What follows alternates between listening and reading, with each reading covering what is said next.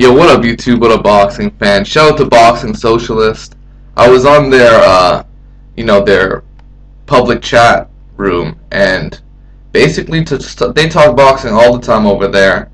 And one of the questions I was thinking about at the time were like, yo, who's gonna be the next pay-per-view star when Mayweather, is out of the sport, And only two names came to mind: Adrien Broner and Canelo Alvarez. And these two guys are like on opposite sides of the spectrum, really. If you think about Canelo Alvarez, he's fighting guys that aren't top 10 contenders, but he's being pushed to the top of the ladder in terms of fighting big names. They want to get him in there with Cotto. They want to get him in there with Martinez or Mayweather, right? Those were the three opponents that he said he wanted. Now Trout has emerged, and I believe it's going to be a PR nightmare if he does not take Austin Trout on May 4th. While Adrien Broner has been trying to fight everybody they put in front of him. He doesn't care who it is. Recently revealed he's going to fight Gavin Rees in February, and he's looking to try and get on that May 4th card.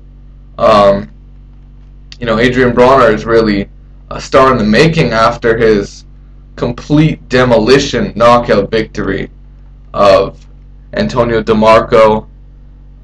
Both of these guys are certainly on the rise, and 2013 will be one of these guys' years to burst out into pay-per-view stardom. Considering the momentum they're going to have going into 2014, expect one of these guys to be on pay-per-view by that year.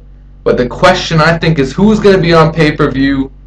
Who's going to be the next pay-per-view star in boxing, the one that carries the torch for that casual fan base? Overall, I think Canelo Alvarez will get his first crack at pay-per-view. They want to match him up with Floyd Mayweather. He's got the fan base, and he has everything going for him, really.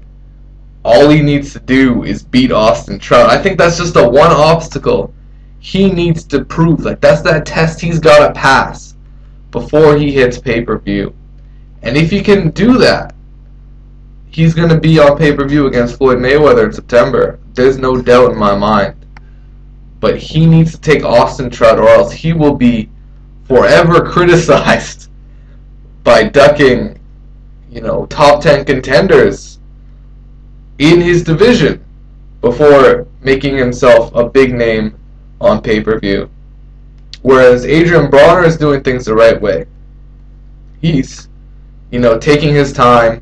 He's still young. He's going through the lightweight division, taking all names out of the picture before he moves up. And the thing about Adrien Broner is, to get on pay-per-view, you got to beat a bona fide star. You got to beat either a former legend or some type of opponent with huge popularity, like a Juan Manuel Marquez, who might be able to give him his first shot, or like a Yuriorkis Gamboa who's coming up.